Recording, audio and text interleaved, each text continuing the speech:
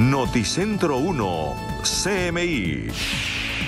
Buenas noches, bienvenidos a las noticias. Los siguientes son los 3 hechos más importantes de hoy en Colombia.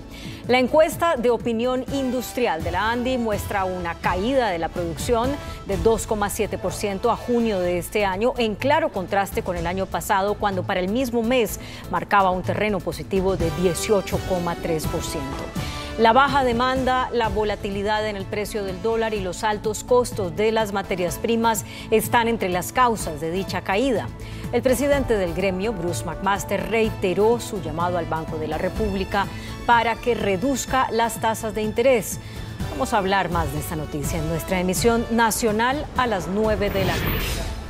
Hoy se instaló en Antioquia la primera Asamblea Popular Campesina con una movilización de respaldo a la reforma agraria, a la que asistieron cerca de 4.000 personas y delegados del gobierno nacional. La marcha inició en la alcaldía de Apartadó y terminó en el barrio Pueblo Nuevo, donde se instaló la primera de 26 asambleas populares campesinas que terminarán con una movilización nacional en 6 ciudades del país el 27 de septiembre. Ampliación de esta noticia en nuestra emisión nacional a las 9 de la noche. Después de 36 años, Bogotá tendrá un nuevo estatuto de valorización. El Consejo de la Ciudad aprobó en último debate el acuerdo que permite pagar las obras cuando estén terminadas o cuando lleven un avance del 50% y no antes de empezarlas, como sucede actualmente. El proyecto también abre la puerta a la devolución de recursos por obras cobradas y no ejecutadas. Además, habrá alivios para quienes tengan la polisombra de las obras frente a sus casas o negocios. Además del 10% de descuento por pronto pago, recibirán un 10% de descuento adicional en la liquidación de la contribución. Ampliación de esta noticia en nuestra emisión nacional a las 9 de la noche. Las siguientes son las noticias más importantes del mundo hoy. Informe de jurado que investigó el caso asegura que Trump sí intentó revertir las elecciones en el estado de Georgia. Panamá anuncia que intensificará deportación de colombianos indocumentados. Huracanes Lee y Java ganan poder sin igual y se convierten en una terrible amenaza en el Caribe y el Pacífico. Convocan elecciones en El Salvador con Bukele de candidato a la reelección, pese a quejas de la oposición. Hito científico. Crean órganos artificiales por primera vez. Logran cultivar riñones humanos en cerdos. El Papa se reúne con Rocky en el Vaticano. Con Claudia Palacios y Margarita Ortega. Nuevo revés para el expresidente de Estados Unidos, Donald Trump. El gran jurado que lleva el caso de la injerencia en las elecciones de 2020 en el estado de Georgia publicó el informe en el que se estableció que el exmandatario, entonces mandatario, trató de anular los resultados de una elección que fue legítima. Un juez de Georgia publicó este viernes el informe final completo del gran jurado especial que investigó los intentos de Donald Trump y sus aliados de anular las elecciones de 2020 en el estado. La publicación de un informe especial completo del gran jurado es poco común, pero nadie puso objeciones a hacer público el documento. Es raro que el público vea materiales del gran jurado, especialmente sin editar, que incluyen los nombres de personas que fueron recomendadas para presentar cargos, pero que la fiscal de distrito del condado de Fulton, Fani Willis, finalmente no los acusó en la extensa acusación por extorsión contra Donald Trump y otras 18 personas. Las conclusiones del jurado investigador sobre el asunto del fraude fueron importantes, porque establecieron una vez más que Trump estaba tratando de anular los resultados de una elección legítima. Trump, quien se declaró inocente de los cargos, notificó formalmente en la última jornada al juez que supervisa el caso electoral de Georgia que podría intentar trasladar su caso estatal a un tribunal federal.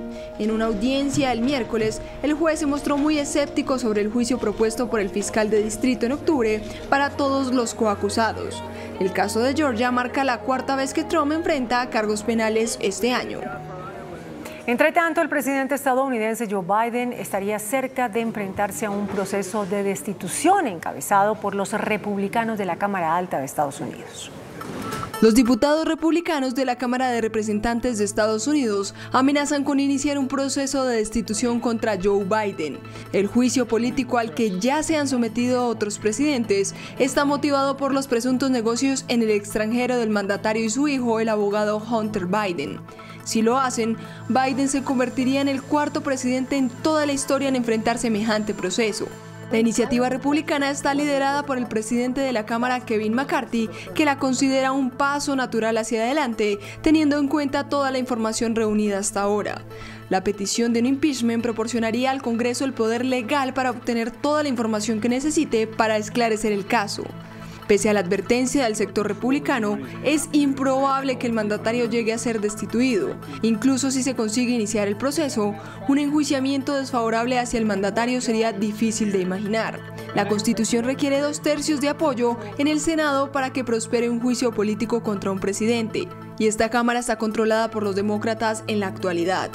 La Casa Blanca ya está señalando su intención de luchar contra cualquier juicio político, presentándolo como una farsa partidista infundada por Donald Trump. El gobierno de Panamá anunció que deportará a migrantes que busquen llegar a los Estados Unidos. Panamá tomará fuertes medidas con las personas que quieran ingresar al país americano atravesando la selva del Darién fronteriza con Colombia. Según las autoridades migratorias, este año 352.000 migrantes han cruzado la selva en los primeros 8 meses del 2023. En el 2022, en todo el año, la cifra fue de 248.000 migrantes. El tránsito de ciudadanos de países como Venezuela, Haití, Ecuador, China y Colombia ha generado crisis sanitarias y de seguridad, lo cual ha causado preocupación en el país americano. Ante esta situación, la directora del Servicio Nacional de Migración, Samira Gozaine, anunció las medidas para mitigar la crisis. Una de ellas es incrementar las deportaciones de los ciudadanos irregulares y con antecedentes penales. Contrataciones de vuelos charters, que ya saben ustedes, el señor presidente y el señor ministro de Seguridad han autorizado estos vuelos y estamos ahora mismo en los procesos de contratación para poder deportar o expulsar mayor número de gente, porque ante los flujos que tenemos de 352.000 personas a la fecha, para que se sienta realmente el impacto requerimos aumentar estas deportaciones. También mencionó que en los puestos de control se realizará un perfilamiento de cada turista para establecer si realmente tienen intenciones de favorecer la economía del país a través del turismo o si está utilizando a Panamá como una ruta de tránsito. Culpable, así se declaró el capitán en retiro, el colombiano Germán Rivera, por el asesinato en Haití del presidente Jovenel Moïse. Rivera podría pasar el resto de su vida en una prisión en Estados Unidos, ya que se encuentra procesado en ese país bajo la ley conocida como jurisdicción universal. El juicio a los responsables por la muerte del presidente haitiano Jovenel Moïse sigue su proceso. Y este viernes se conoció que el capitán colombiano en retiro Germán Rivera asumió su responsabilidad en el magnicidio al declararse culpable de ayudar a planear y llevar a cabo el asesinato de Moïse en su residencia en julio de 2021. Rivera, también conocido como Coronel Mike, se declaró culpable en una audiencia de 3 cargos que podrían dejarle en una prisión estadounidense el resto de su vida, según los documentos presentados ante un tribunal federal de Florida. Rivera, junto con otras personas, fue acusado en virtud de la legislación estadounidense, ya que parte del plan de asesinato se organizó allí. El 7 de julio de 2021, un comando armado de unos 20 colombianos asesinó a tiros al presidente haitiano de 53 años en su residencia privada en Puerto Príncipe, capital de Haití, sin que intervinieran sus guardaespaldas. Continúan los crímenes contra políticos en Ecuador. Un concejal del municipio Durán fue secuestrado y asesinado. Su cuerpo fue hallado atado de manos en una zona boscosa de la provincia de Guayas. Este hecho contra el señor Bolívar Vera se produce en medio del estado de excepción de 60 días con el cual el gobierno de Guillermo Lasso intenta contener la ola de violencia que afecta al país. Durante esta temporada de huracanes en el Caribe, el huracán Lee es el más fuerte del año hasta el momento. En 24 horas pasó de categoría 1 a categoría 5. Lee es ahora una poderosa tormenta de categoría 5 con vientos máximos sostenidos de 265 kilómetros por hora. Las peligrosas olas y corrientes de resaca se extenderán por el norte del Caribe y comenzarán a afectar a Estados Unidos este domingo. Este potente huracán generará a su paso grandes marejadas y resacas peligrosas. Hasta ahora no se ha emitido vigilancia ni aviso costeros, pero las Antillas Menores permanecen en aviso sobre el desarrollo del Lee. Además, se espera que la tormenta tropical Margot, que se formó el jueves en el Atlántico, se podría fortalecer en los próximos días y se pronostica que durante el fin de semana la tormenta siga avanzando en dirección oeste-noreste y que a principios de la próxima semana gire hacia el noreste, según el Centro Nacional de Huracanes. Hace pocas horas se presentó un fuerte sismo de magnitud 6,8 que sacudió a Marruecos en el suroeste de Marrakech y que dejó hasta el momento 5 personas muertas. El movimiento telúrico, con una profundidad de 18,5 kilómetros, provocó fuertes sacudidas que sembraron el pánico entre los residentes, quienes salieron corriendo de los edificios. Videos difundidos en redes sociales muestran escombros que salen despedidos hacia callejones y objetos que se caen. Al menos 4 muertos y decenas de heridos dejó una serie de nuevos ataques del ejército ruso contra varias ciudades y pueblos de Ucrania. No paran los ataques contra Ucrania. Al menos 4 personas murieron y decenas resultaron heridas este viernes en una serie de ataques y bombardeos rusos contra varias ciudades y pueblos de Ucrania. 3 civiles murieron y 4 resultaron heridos por una bomba lanzada desde un avión a la región de Jersón. El municipio se enfrenta a las fuerzas rusas desplegadas en la otra orilla del río Dnieper. En Kryvyi Rog, ciudad natal del presidente Volodymyr Zelensky en el sur del país, un bombardeo alcanzó un edificio administrativo y mató a una persona y dejó 44 heridos, 3 de ellos graves según los servicios de emergencias. De acuerdo a la policía ucraniana, el fallecido era un policía y 9 de sus compañeros están entre los heridos. El presidente de Rusia, Vladimir Putin, abrió las urnas de votación en zonas de Ucrania que mediante la guerra ha invadido. Por su parte, el presidente de Ucrania, Volodymyr Zelensky, denunció las elecciones como falsas y pidió a la comunidad internacional que condene esas votaciones. Mostrando apoyo a la solicitud del mandatario, el Ministerio de Relaciones Exteriores de Ucrania dijo que las pseudoelecciones de Rusia en los territorios temporalmente ocupados no tienen valor alguno. Los líderes del G20 comenzaron a llegar a Nueva Delhi para una cumbre que reunirá el fin de semana a los dirigentes de las principales economías del mundo y las más emergentes. La agenda incluye la reforma de los bancos multilaterales de desarrollo, la lucha contra el cambio climático y se espera que los países lleguen a un acuerdo en temas como el fin de las subvenciones a los combustibles fósiles o la transición ecológica. Investigadores de los institutos de biomedicina y salud de Guangzhou en China anunciaron un hito en la creación de órganos artificiales. Lograron por primera vez cultivar riñones que contienen células humanas en embriones de cerdos, una primicia mundial y un avance médico que, según dicen sus creadores, en un futuro podría ayudar a abordar el problema de la escasez de donación de órganos. El Papa Francisco recibió a Sylvester Stallone y su familia en el Vaticano. Hemos crecido con sus películas, le dijo el Papa a Stallone. Y este le dirigió al pontífice una gran sonrisa y agradecido, a modo de respuesta, bromeó con él diciendo, ¿listo para boxear? Le preguntó, cerrando los puños, un gesto que el Papa también repitió.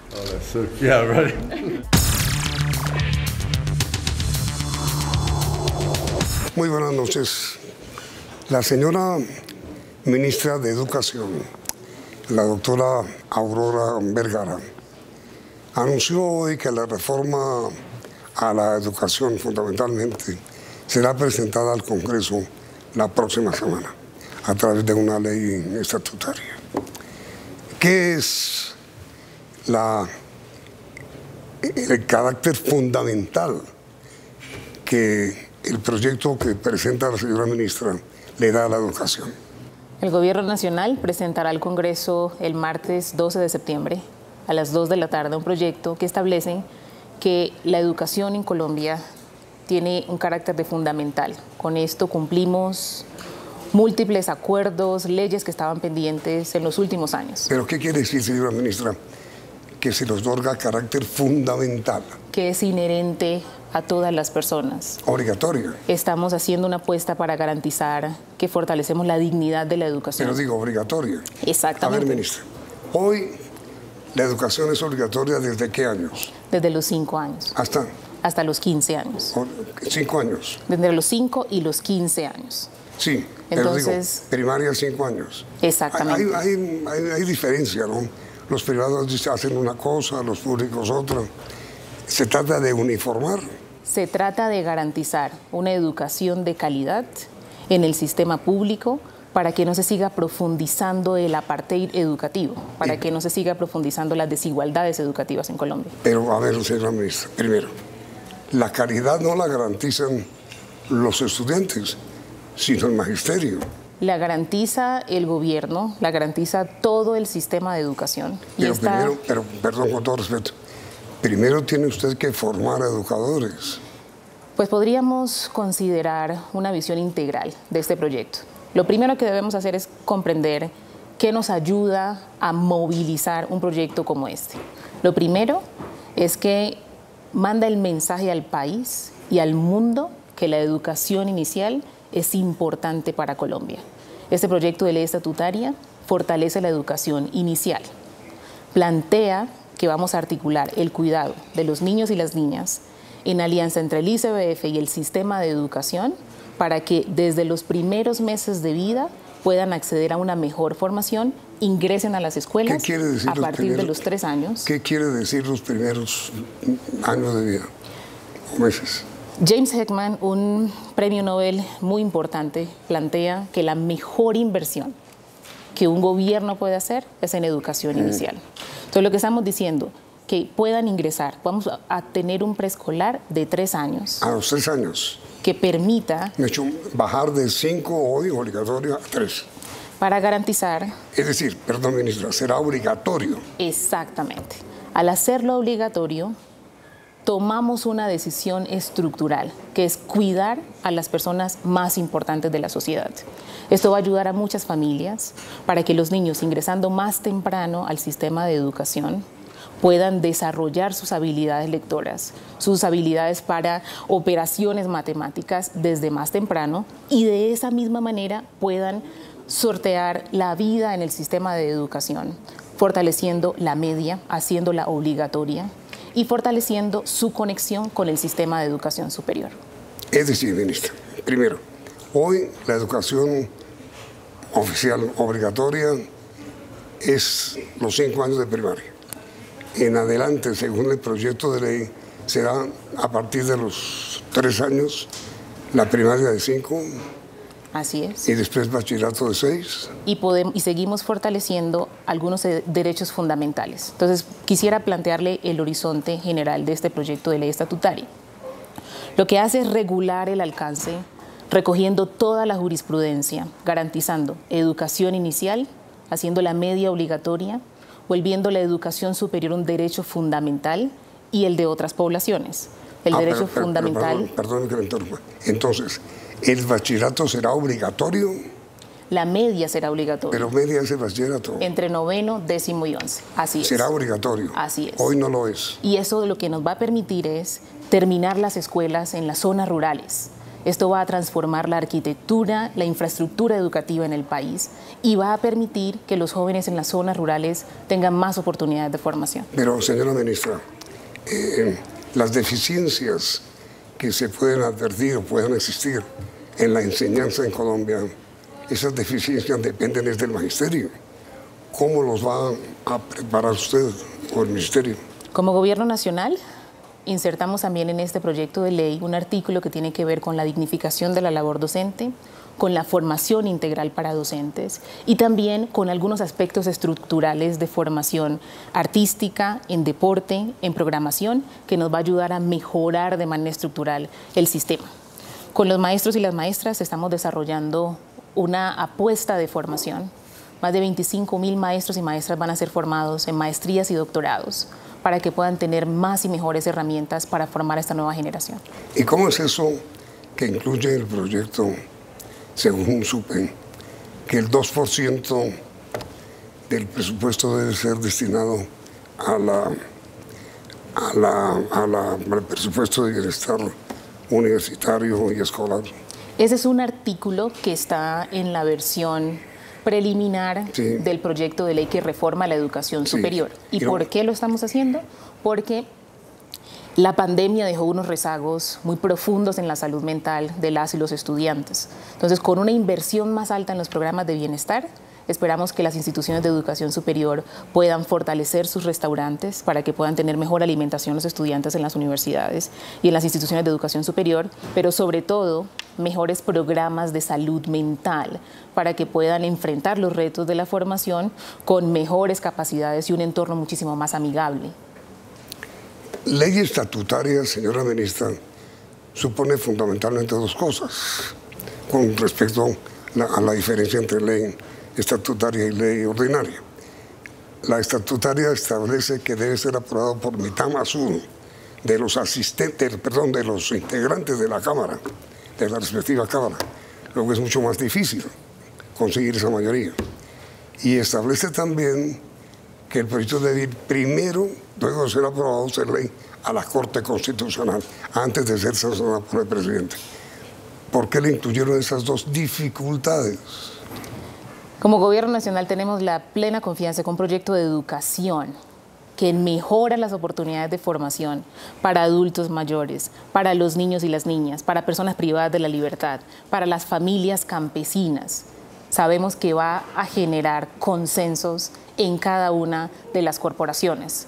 Hemos desarrollado mecanismos de diálogo y construcción de consensos con más de 50.000 personas en diferentes espacios, tanto en la Cámara de Representantes como en el Senado, con instituciones de educación superior, con estudiantes y en diferentes escuelas. Sabemos, confiamos y esperamos que los representantes a la Cámara, cuando reciban este proyecto la próxima semana, puedan estudiarlo con la responsabilidad y la rigurosidad que merece y que pueda surtir su curso en el próximo año.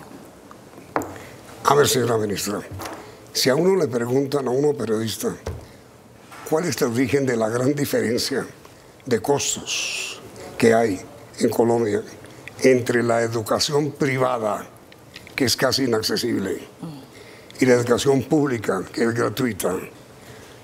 ¿Cuál es la diferencia docente? Los privados tienen científicos en el magisterio, los públicos.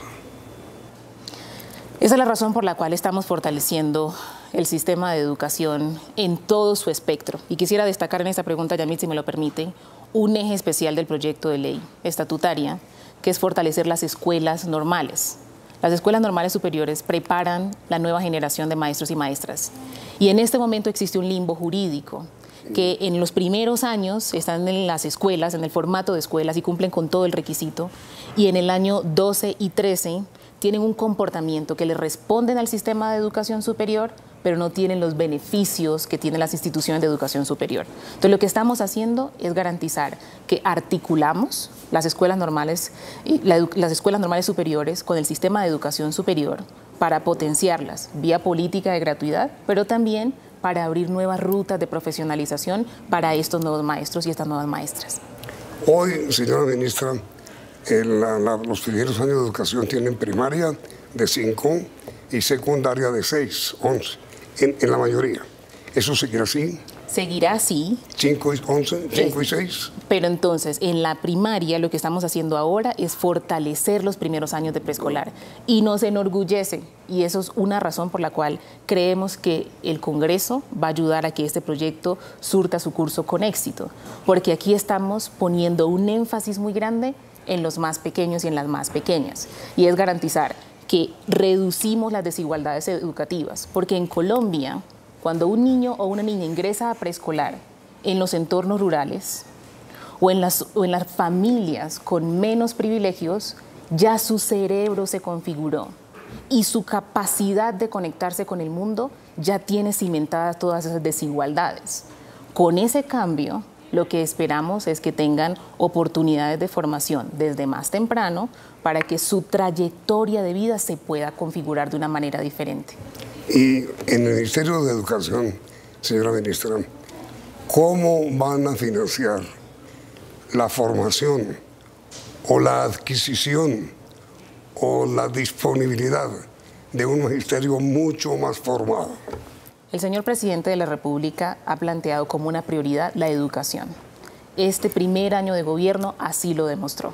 Logramos tener un presupuesto que supera los 57 billones de pesos precisamente para fortalecer el sistema en la primaria y en la educación superior. Nunca habíamos tenido 57 billones para la educación. Y ahora nos preparamos para saltar de 57 a 70 billones de pesos. Confiamos que esto nos va a ayudar a poner la educación en Colombia en una trayectoria completamente diferente. ¿Pero eso cómo se hace? Porque eso no brota, ministra. Pues tuvimos una reforma tributaria y el gobierno nacional priorizó la asignación de recursos para educación. Y de manera sistemática nuestro gabinete está trabajando para asignar mucho más presupuesto al sector de educación. Pero se están preparando el magisterio. ¿Se está preparando? El magisterio se está preparando y con ellos estamos sosteniendo ¿Cómo y dónde? Diferentes mesas de concertación. El gobierno nacional tiene espacios de concertación con los maestros y las maestras para tomar decisiones sobre la manera como acceden al sistema, cómo permanecen en el sistema, sus condiciones salariales y de manera específica la manera como están formando esta nueva generación. Aquí hay una apuesta que estamos haciendo y los próximos meses demostrarán el resultado de ese ejercicio. Y es que los maestros y las maestras de Colombia saben muy bien que su principal labor es garantizar que sus estudiantes aprendan. Y eso requiere un escrutinio de la sociedad cada vez mucho más detallado si hay un gobierno nacional que está haciendo una inversión como la que se está haciendo en este momento. El gran problema, señora ministra, que tienen los niños, especialmente en los pequeños municipios, es el acceso físico. ¿Qué han empezado ustedes a hacer con eso? Para mejorar el acceso físico a las escuelas en el país, privilegiamos mejorar la infraestructura educativa, tanto en las escuelas como en las instituciones de educación superior. Dos metas que son muy importantes. La primera, mejorar más de 19.000 establecimientos educativos en todo el país. ¿Cuántos hay? Hay más de 44.000. ¿44.000? Sedes educativas. Sí. Entonces vamos a mejorar. 44.000. ¿Y por qué me sitúo eso en 19.000? Porque 19.000 en este momento necesitan intervención de manera urgente, bien sea por el impacto de olas invernales que necesitan una respuesta urgente o porque han sido impactadas por el conflicto armado. Entonces hemos priorizado estas 19.000 para responder, por ejemplo, en Buenaventura, en La Guajira, en el departamento del Chocó, en Putumayo, en Nariño, en Cesar. Estamos garantizando que estas escuelas puedan reflejar la dignidad de los estudiantes. Y en educación superior. Pero, perdón, ministra, antes de educación superior, ¿esta reforma va a entrar en vigencia desde cuándo? Y esta reforma, señora ministra, ¿entrará en vigencia ahora, en enero, febrero o ya? Confiamos que el Congreso de la República va a recibir este proyecto reconociendo el capítulo histórico en el que estamos. Esperamos que surta 2 debates este semestre y que en el primer semestre del 2024 surta los 2 debates adicionales. Y con eso, esperemos que en el segundo semestre del 2024 podamos tener esta ley en vigencia. ¿Y cómo van a financiar? Vamos a financiar este proyecto con el presupuesto que la Nación ha establecido para este propósito. La próxima semana va a ser muy importante para el sector de educación porque el martes, al mismo tiempo que estamos radicando, vamos a estar también en debates en las comisiones económicas del presupuesto del 2024. Sí. Y allí lo que esperamos defender es la importancia de priorizar el salario de los maestros y las maestras, su dignidad laboral, priorizar todo lo que se requiere para que el acceso a las escuelas sea garantizado, para que la infraestructura educativa esté en las mejores condiciones y para que los procesos de calidad y pertinencia estén en vigencia en cada una de las escuelas del país. Me iba usted, señora ministra, a hablar de la educación superior cuando la interrumpí. En efecto, también priorizamos la infraestructura educativa para los establecimientos y para las instituciones de educación superior. Y lo estamos haciendo porque en más de 200 espacios necesitamos fortalecer las sedes educativas, bien sea en el formato de complejos educativos nuevos, como en Catatumbo, o sedes educativas como las que aspiramos a tener en Soacha, en el departamento del Chocó, en Cesar, en Ciénaga de Oro y en muchas otras regiones del país. Para ser concretamente o puntualmente, ¿qué? ¿Por qué es importante la infraestructura educativa? Porque en las ciudades tenemos concentrada la oferta de acceso a educación superior. El país tiene en este momento una tasa de cobertura que bordea el 55%, pero tenemos regiones como Arauca en donde nos supera el 7%. Entonces, para garantizar que los estudiantes acceden en mayor proporción, es fundamental acercarles la infraestructura educativa. Pero sobre este tema de la educación superior, señora ministra, ¿cuántos cupos tiene semestralmente la educación nacional para recibir estudiantes? Tenemos una meta como gobierno nacional. No, sí. Tenemos una meta de garantizar que 500.000 personas ingresen al sistema en el cuatrienio, ¿cierto? 500.000 nuevas personas. Esto es importante porque nos ayuda a subir la tasa de cobertura del 55 al 62%. Este semestre estamos trabajando con una aspiración de 50.000 nuevos cupos en todo el sistema, tanto en el sistema público como en el sistema privado. Desarrollamos una estrategia que llamamos Universidad en tu Territorio, para garantizar entonces que ese grupo, esa cohorte de 50.000 personas que deben estar en el sistema, en efecto encuentren una oportunidad de acceso al sistema de educación superior. ¿Cuántos aspirantes, señora ministra, a la Universidad Nacional se frustran cada 6 meses? Bueno, yo quisiera cambiarle la orientación de esa pregunta. ¿Por qué razón? Porque más que centrarnos en la frustración, quisiera ponerlo en las oportunidades que estamos creando ahora. Porque en efecto la Universidad Nacional es una de las universidades que estamos fortaleciendo más de la siguiente manera. Logramos garantizar que un edificio emblemático, el de Artes, contara con más de 70.000 millones de pesos hoy para que en efecto ese edificio pueda estar. Y logramos también asignarles más de 40.000 millones de pesos para que tengan una mejor presencia en San Andrés, en Arauca, en Tumaco. Esto va a ser fundamental. Universidades nacionales. Exactamente. Entonces, más que la frustración, es la esperanza que nos da la posibilidad de una estrategia como Universidad en tu Territorio para ampliar esas oportunidades de acceso al sistema. Dicho, señora ministra, son dos caminos diferentes. Uno, ampliación de cupos en la Nacional de Bogotá. Otro, descentralización de la Nacional para elevar de cuánto a cuánto los estudiantes de la Nacional. Esa es una pregunta muy interesante. ¿Por qué razón? Porque además de la Nacional, estamos fortaleciendo todo el sistema público. Por ejemplo, la Universidad de Nariño, que prontamente, en las próximas semanas, entregaremos una nueva sede en esa región, que permite entonces garantizar que en efecto pueden recibir más estudiantes semestre a semestre.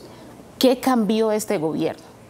Que cada institución de educación superior establezca las reglas de ingreso para sus estudiantes. Entonces, por ejemplo, la Universidad Nacional a Distancia, la UNAD, se comprometió a garantizar que recibe más de 15.000 estudiantes y de esa manera cada institución de educación superior. Usted conoce muy bien, señora ministra, el viejo proverbio de que solo se ama lo que se conoce. Yo no sé, no sé, a qué antecesora suya se le ocurrió prohibir la historia y prohibir la geografía en la cátedra. Es decir, prohibir conocer al país. Eso no cabe en cabeza de nadie, pero se ordenó. ¿Qué piensa usted hacer para que la gente vuelva a la geografía y a la historia? En el Plan Nacional de Desarrollo, Yamit, integramos un artículo que integra la cátedra de Historia y de Geografía en la formación. Entonces, lo que hemos planteado es que ahora la formación integral en las escuelas debe integrar la cátedra de Historia, debe integrar la formación en Geografía, pero también... Esa cátedra entra ahora. Sí, señor. Obligatoriamente. Exactamente. Está en el Plan Nacional de Desarrollo. Ese es el compromiso con la reforma del sistema. Y además de la formación en Historia y en Geografía, estamos haciendo una apuesta que sabemos va a cambiar la historia de la educación, que es la jornada extendida, que integra la formación artística, la formación en deporte y la formación en habilidades digitales. Esto va a permitir que MinDeporte, MinCultura, MinCiencias, MinTIC puedan articularse con el Ministerio de Educación para garantizar esa formación. Entonces, este gobierno y en alianza con diferentes comisiones que han hecho este proceso posible y a quienes les agradecemos y les reconocemos su trabajo, van a hacer posible que se enseñe historia en las escuelas, que se potencie la formación en ciencias sociales, que podamos reconocer nuestra historia, tomar mejores decisiones, tanto en el presente como en el futuro. Colombia tiene analfabetismo. Analfabetismo muy grande. ¿Cuánto? En muchas zonas, y quisiera destacar una con la que estamos trabajando ahora, en La Guajira, tenemos secciones específicas en donde más de 98.000 personas están concentradas en una región en condiciones de analfabetismo y necesita una respuesta emblemática de gobierno. En el marco de la declaración de emergencia en La Guajira, tomamos decisiones para fortalecer estos programas, para fortalecerlos vía programa de alimentación escolar para quienes están en edad escolar, y ahora nos movemos a fortalecer los programas para las adultas y para los adultos mayores. Señora ministra, cuando usted se retire del Ministerio de Educación, ¿aspira a que el país la recuerde como la ministra Quique? Esa es una pregunta muy difícil, Yamid. Lo primero que yo quisiera plantear es que como Gobierno Nacional estamos haciendo un esfuerzo muy grande para que el sistema de educación reconozca la dignidad de cada persona. Este proyecto de ley estatutaria es muy emblemático porque plantea fortalecer educación inicial, fortalecer la básica, la media, educación superior, y tiene una serie de disposiciones especiales que potencian esa premisa de reconocer la dignidad de cada persona. Porque estamos planteando fortalecer el derecho fundamental a la educación para personas privadas de la libertad. Fortalecer el derecho a la educación para las personas campesinas, para las familias campesinas, en sintonía con el acto legislativo que les reconoció como sujetos de derecho. Pero también el derecho fundamental para las personas con situación de discapacidad, para que puedan tener unas mejores condiciones en todo el sistema. Y adicionalmente, para garantizar el derecho fundamental a la educación de los pueblos étnicos, que puedan fortalecer sus sistemas de educación, tanto indígenas como afrodescendientes.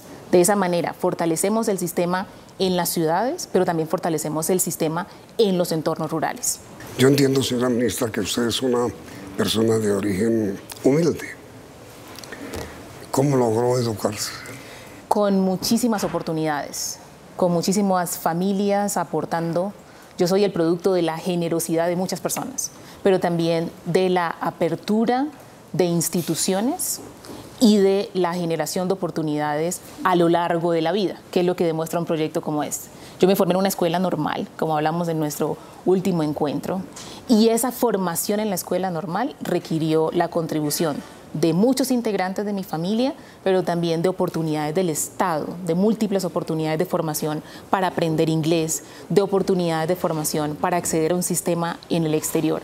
Y un proyecto como este lo que hace es abrirle la puerta para que personas humildes en todo el país puedan tener oportunidades de acceso al sistema de educación sin tantos esfuerzos, sin que requiera tanto sacrificio.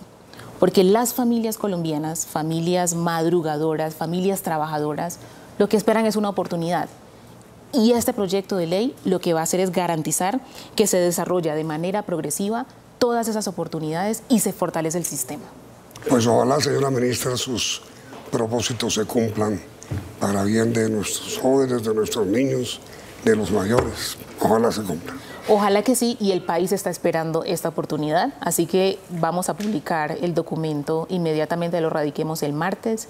Invitamos a toda la ciudadanía a que lo debata en sus diferentes entornos, a que lo den a conocer en las instituciones de educación superior y en los establecimientos educativos para que el país pueda comprender el capítulo histórico de la educación que estamos viviendo. Señora doctora Aurora Vergara, muchas gracias, ministra querida, por haber aceptado su invitación, muy amable. A usted muchas gracias por la invitación. Y a ustedes televidentes, gracias por la sintonía y continúen aquí en Noticentro 1, CMI. Noticentro 1, CMI. Se desploman la industria y sus ventas. Andy denuncia inseguridad, baja demanda y alta inflación. Es urgente que el Banco de la República baje sus tasas de interés, sostienen industriales. Ministro de Justicia revela detalles de la nueva política antidrogas del país. Primera movilización de apoyo a proyecto de reforma agraria en Apartadó, Urabá, antioqueño. Presidente Petro defiende marchas y movilizaciones de apoyo a reforma agraria. Educación obligatoria a partir de los 3 años de edad, anuncia ministra de Educación.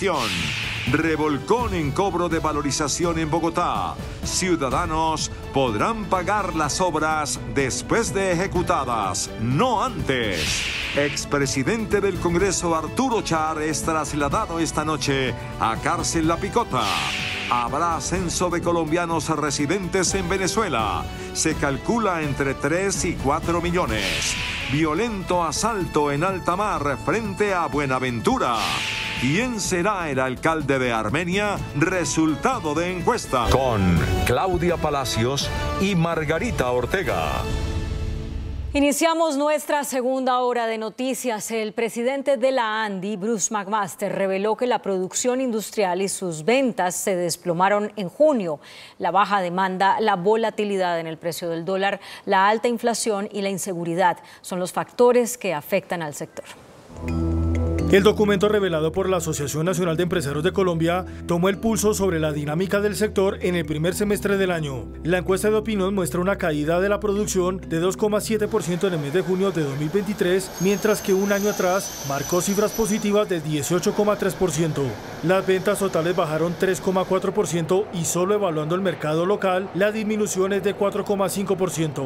La baja demanda, la volatilidad en el precio del dólar y los altos costos de las materias primas entre las causas. Si tenemos una caída como se ha venido dando en la producción, lo que tenemos también es menor ingreso de las familias, de manera que tenemos un ingreso más bajo, del cual se está utilizando un mayor porcentaje en pagar deuda. Se suma la incertidumbre por las reformas, altos costos de financiación y la inflación. Con el resultado, la ANDI insiste en una reducción de las tasas de interés por parte del Banco de la República. Hay que generar unas condiciones desde el gobierno nacional con políticas anticíclicas, que nosotros hemos dicho, tienen que ver, por supuesto, con temas como la construcción en la vivienda o temas como la infraestructura o el agro. Y 3, tiene que haber un esfuerzo de parte del Banco de la República en términos de reducción de tasa de interés. La encuesta también revela un deterioro en el clima de negocios al bajar de 78,1 a 59,6%. Tenemos unos inventarios que se nos están subiendo y en la encuesta está el incremento de inventarios. Estamos en unos niveles de inventarios que van al nivel de inventarios que alcanzamos a tener en algún momento durante la pandemia, cuando las ventas cayeron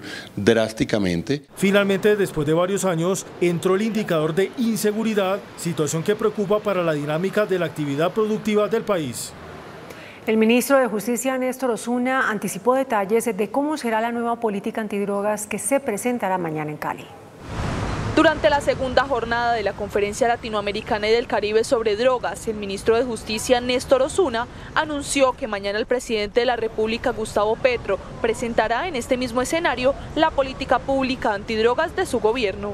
Es una política que va a enfocar el esfuerzo penal de persecución del Estado con policías, militares, jueces, cárceles, a los eslabones fuertes del negocio del narcotráfico, es decir, mafias, narcotraficantes, lavadores de activos, contrabandistas.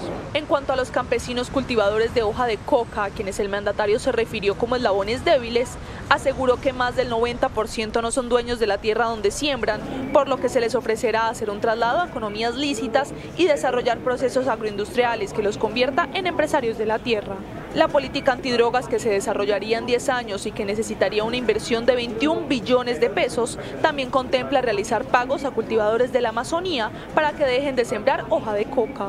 Para aquellos campesinos o agricultores que están en zonas de reserva forestal de protección, específicamente en la Amazonía, es pagarles para que arranquen las matas de coca y no siembren nada, es decir, y permitan que la selva recupere su frontera natural. Finalmente, el ministro de Justicia aseguró que se cuenta con la ponderación del gobierno de Estados Unidos para esta política, que también considera legalizar la hoja de coca para la producción de elementos industriales. En Apartadó se llevó a cabo la primera marcha en apoyo a la reforma agraria que impulsa el presidente Gustavo Petro. Así se vio desde el aire la multitudinaria movilización campesina en respaldo a la reforma agraria que convocó a cerca de 4.000 personas de más de 50 organizaciones. La marcha inició en la alcaldía de Apartadó y terminó en el barrio Pueblo Nuevo, donde se instaló la primera de 26 asambleas populares campesinas que terminarán con una movilización nacional en 6 ciudades del país el 27 de septiembre. Hemos sentido el rechazo, el abandono de los distintos gobiernos y que hoy creemos de que este es el momento de nosotros hacernos ver y mostrarnos para que vean de que el campesino todavía sigue en pie de lucha. Hoy la Agencia Nacional de Tierras confirmó la entrega de 142 títulos que benefició a varios campesinos de 5 municipios de esta subregión. Para los 11 municipios del Urabá antioqueño, para el Urabá chocuano y Urabá cordobés. Durante la asamblea se conformó el Comité Regional de Reforma Agraria.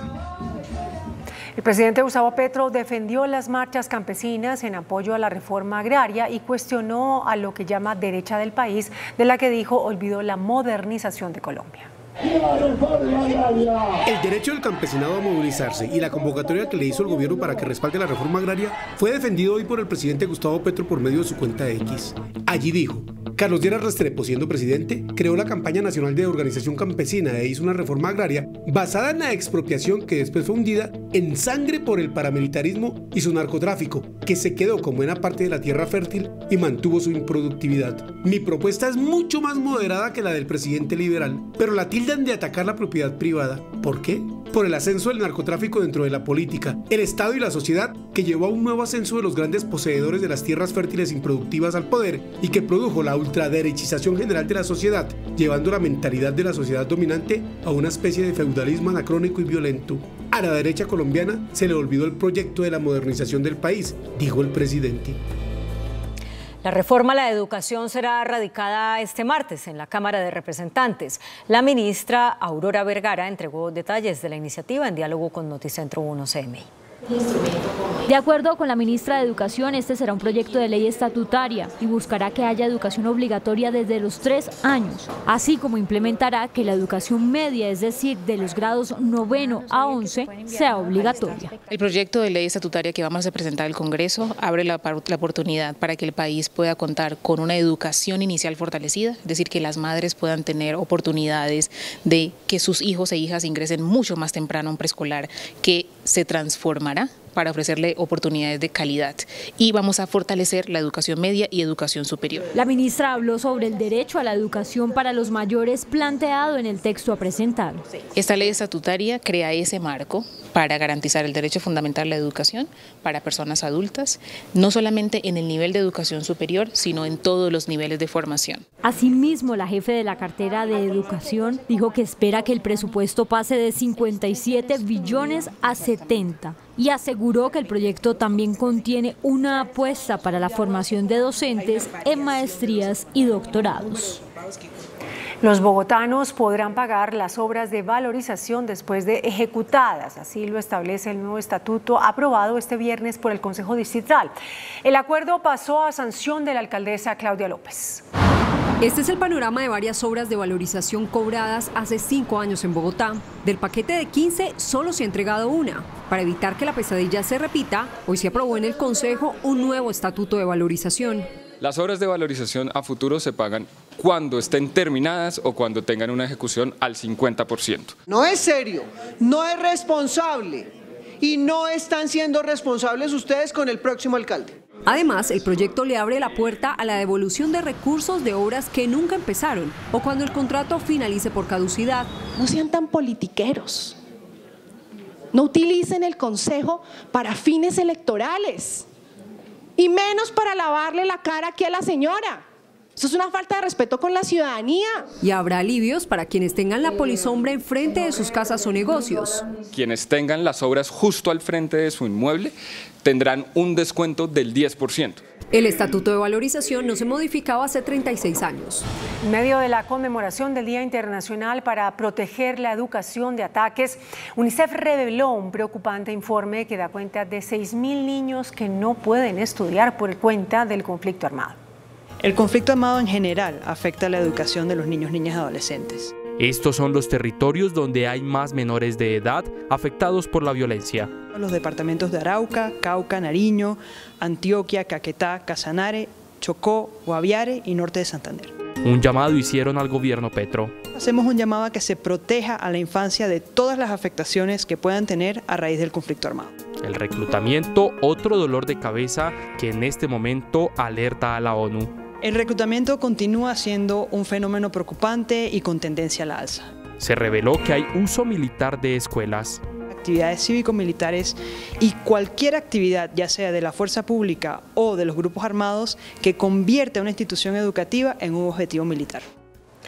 La Procuradora General Margarita Cabello advirtió que existe un riesgo sobre las elecciones regionales de octubre por cuenta de la expansión de los grupos armados ilegales. La mayor amenaza que existe para el proceso electoral es, o se llama, seguridad.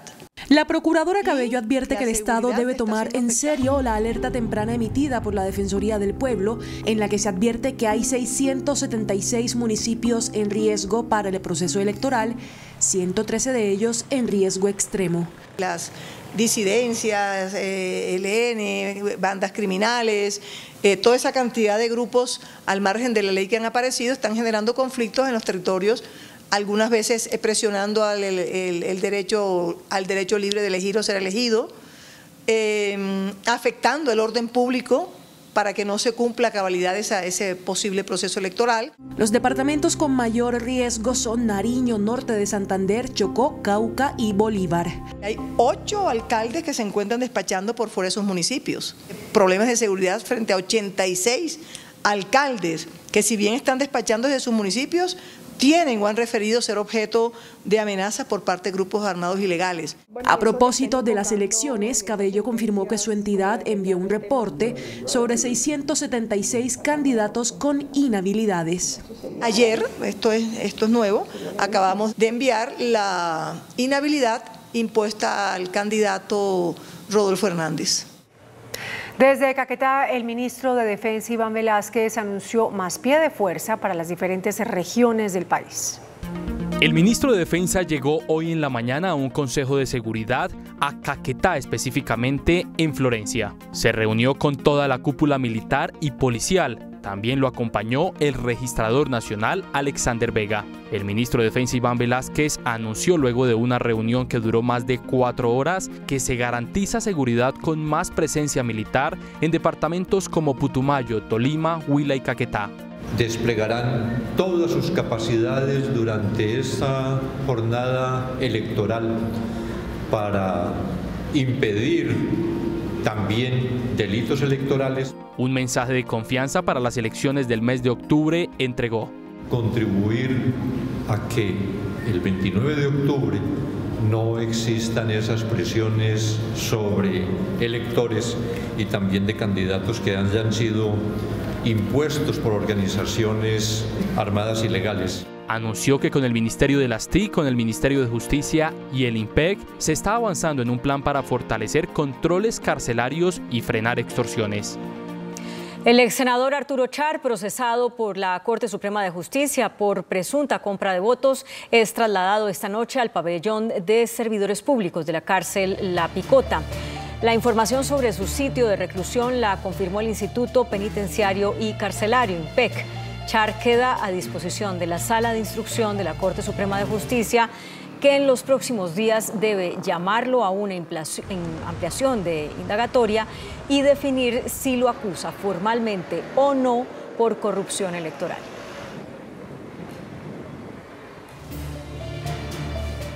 Y en este caso, la compra de votos es pues uno de los aspectos que investiga la Corte Suprema contra el expresidente del Congreso, Arturo Char.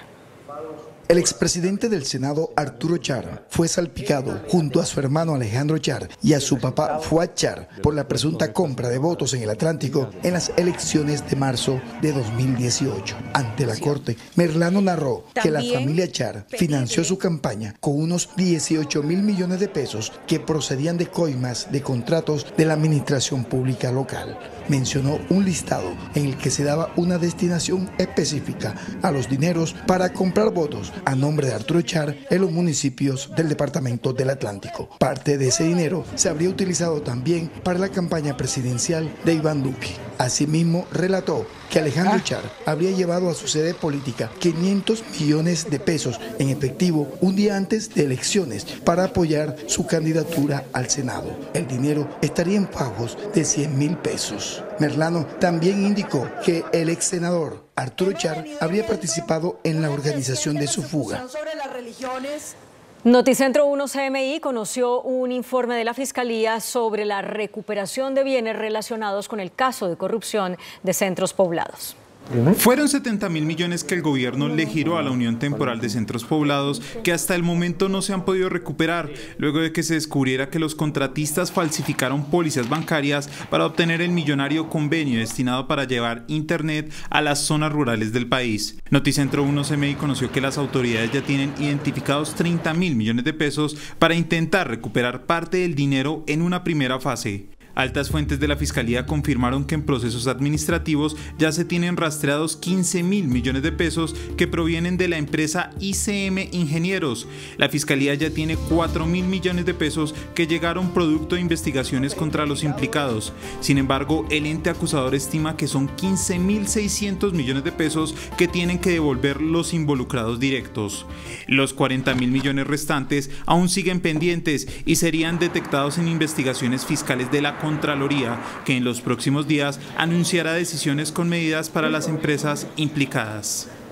El Tribunal de Bogotá negó una tutela al detenido estadounidense John Poulos, señalado homicida de Valentina Tres Palacios. En la acción judicial, Poulos dijo que no entendió los señalamientos de la Fiscalía por la traducción de la intérprete. Dicho argumento no fue tenido en cuenta por los magistrados, quienes aseguraron que no hubo irregularidades en su proceso. El embajador de Colombia en Venezuela, Milton Rengifo, quien cumplió un mes en el cargo, anunció que el gobierno hará un estudio estadístico para establecer cuántos colombianos hay en el vecino país. La situación política, económica y social que vive el vecino país de Venezuela ha afectado también a la población migrante colombiana que desde hace años residía allí. Por eso el gobierno nacional anuncia que va a levantar una estadística para establecer exactamente el número de colombianos que hay. Aquí hay una discusión, muy amable discusión, entre si somos 3 o somos 4.2 millones de colombianos. Ese es un trabajo que tenemos que realizar con el DANE para generar una muestra estadística seria que nos muestre con precisión dónde estamos ubicados los colombianos, porque de esa manera eso nos va a servir de soporte técnico para abrir otras sedes consulares. El embajador Milton Rengifo, quien hoy cumple un mes en el cargo como tal, dice que comenzaron a abrir las sedes consulares, por ejemplo la de San Antonio, que las relaciones diplomáticas están siendo restablecidas al 100%. Se tiene previsto este lunes próximo la apertura en Maracaibo. Vamos a estar presentes, va a haber allí un acto con los colombianos, con autoridades locales. El 25 de septiembre estaremos en San Cristóbal abriendo el tercer consulado. Dice el embajador Rengifo que la población colombiana en Venezuela es fundamental para la productividad del vecino país. El Ministerio de Educación avanza en una reglamentación sobre el uso de la inteligencia artificial en los entornos educativos. Los ministerios de Ciencia y de Educación suscribieron una alianza para promover el conocimiento entre los estudiantes de la inteligencia artificial o aquellos sistemas informáticos que pretenden solucionar problemas imitando la función cognitiva humana. ¿Cuáles son esos puntos en común que estamos trabajando? El primero tiene que ver con el uso y apropiación segura de las tecnologías de la información y la comunicación en el aula. El segundo, la incorporación de herramientas de inteligencia artificial en el currículo escolar. Desde la Universidad Nacional advierten que ya implementan este tipo de mecanismos. En la Universidad Nacional de Colombia, en la educación superior, se viene utilizando inteligencia artificial hace mucho tiempo. Por supuesto que hay que regular, como todo en una sociedad, el uso de este tipo de herramientas. Hay máxima alerta en Colombia por el aumento de las muertes en siniestros viales. Este año han perdido la vida en las vías más de 4.700 personas. La Agencia Nacional de Seguridad Vial publicó el más reciente informe relacionado con siniestros viales. En total, entre enero y julio, son 4.769 personas que murieron en algún tipo de accidente. tenemos un crecimiento de 4.8% con respecto al año inmediatamente anterior a julio. El usuario en moto es el que más muere en las vías, con 2.960 víctimas. Representan 23 personas al día que fallecen en siniestros viales y todos esos siniestros son evitables. Y el 62% de estas muertes son de personas en motocicleta. Le sigue el peatón con 992 víctimas y el usuario de vehículo con 362. Hubo un violento asalto en el Pacífico. Una embarcación con turistas fue abordada por delincuentes, quienes obligaron a los extranjeros a lanzarse al mar. Un grupo de extranjeros que iban a conocer las playas de Huanchaco fue asaltado por delincuentes que se hicieron pasar también como turistas en la embarcación donde viajaban. El ayudante de la misma, Javier Torres, reportado como desaparecido, fue encontrado muerto horas después. En el sector conocido como Playa Dorada, el personal militar encontró 34 personas quienes manifestaron que 2 de los pasajeros los hicieron saltar de la lancha y se la llevaron. Las personas por sus propios medios llegaron nadando hasta la orilla de la playa. Estos casos de asalto en alta mar son recurrentes en Buenaventura, por ello la Personería le ha pedido a la Armada Nacional mayor vigilancia en este corredor marítimo. Lamentamos los hechos sucedidos donde desafortunadamente estas personas fueron lanzadas al mar y que se pueda la investigación pertinente y se le brinde la seguridad necesaria a todo este corredor. A pesar de situaciones como esta, la alcaldía sigue trabajando para mejorar el turismo en Buenaventura. Una encuesta revelada por el DANE señala que tan solo el 35% de la fuerza laboral del país completó el bachillerato. El DANE reveló el informe sobre fuerza laboral y educación del 2022, en el que se muestran los indicadores de mercado laboral según el máximo nivel educativo alcanzado por las personas. Para el año 2022, la proporción de la población que se encuentra en la fuerza de trabajo con educación media, es decir, el bachillerato terminado, fue de 35,8%, de acuerdo con la entidad estadística. La ministra de Educación afirmó que la reforma a la educación es clave para mejorar estas cifras. Si la educación en Colombia es obligatoria después de la media, lo que vamos a encontrar es que muchas más familias van a poder formarse después de ese grado.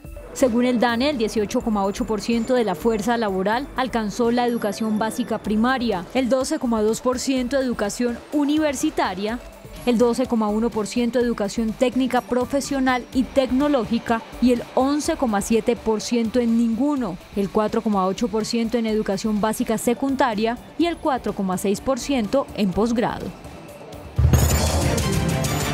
Analistas del mercado financiero advierten que las alzas en la gasolina están ya presionando al alza la inflación. La inflación bajó en agosto, pero estuvo por encima de las expectativas del mercado financiero. Y es claro que para los analistas sí está afectando el alza del precio de la gasolina, hoy en niveles de los 14.000 pesos el galón. Este grupo de gasto, de alguna manera, no ha permitido un descenso más acelerado de la inflación. Los aumentos de gasolina obviamente van generando unas rondas de presión sobre muchos de los sectores económicos que finalmente han empujado la inflación. Desde el segundo semestre de 2022, el costo de vida se trepó rápidamente, pasando en junio de 9,67% a 10,21% en julio, para terminar al cierre de ese año en 13,12%. En 2023, con otras condiciones de la economía, se espera una disminución, la cual se ha dado, pero de forma gradual. Incluso en enero, febrero y marzo presentó su máximo pico con 13,34%, dando inicio a un descenso lento hasta llegar a agosto a 11,43%. El Banco de la República se le va a complicar esas próximas decisiones,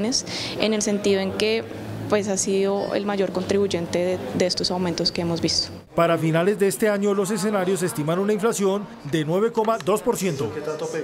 El Banco de la República reportó una nueva alza de la deuda externa al cierre del primer semestre del año.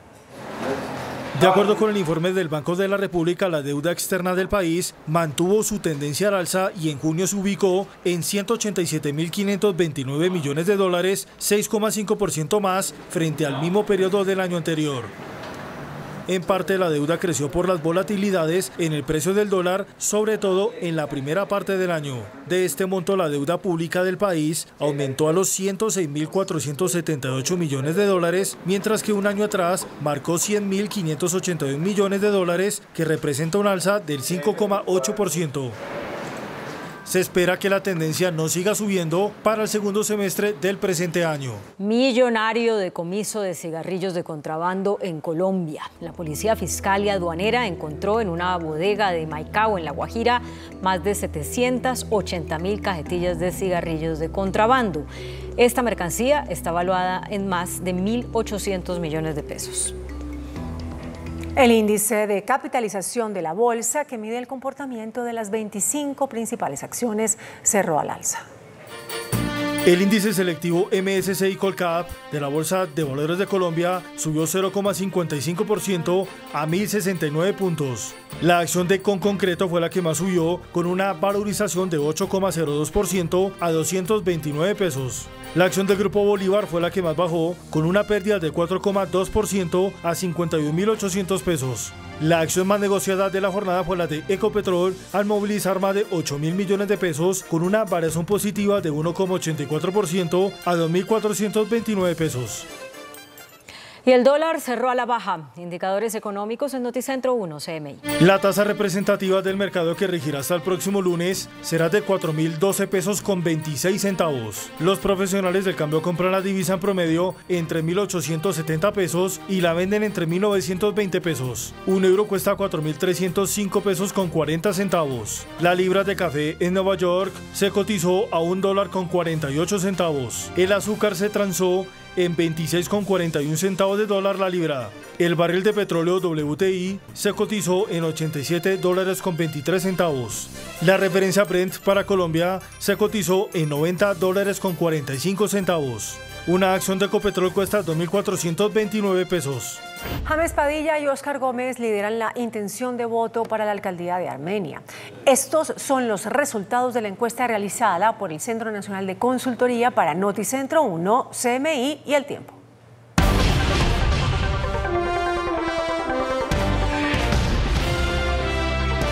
Si las elecciones para la alcaldía de Armenia fueran mañana, ¿qué tan probable es que usted vote? Definitivamente sí votaría, 74%. Probablemente sí votaría, 26%. Pensando en las próximas elecciones del 29 de octubre a la alcaldía de Armenia, ¿por cuál de los siguientes candidatos votaría usted? James Padilla García, del Movimiento Armenia con Más Oportunidades, 25%. Óscar Gómez Agudelo, del Movimiento Salvación Nacional, 7%.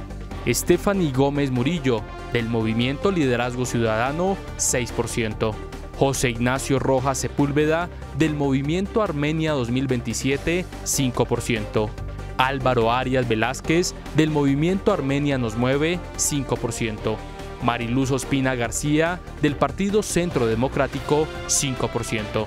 Voto en blanco, 17%. Ninguno, 6%. No sabe, no responde, 15%. Esta es la ficha técnica de la encuesta. Hasta aquí Noticentro 1 CMI.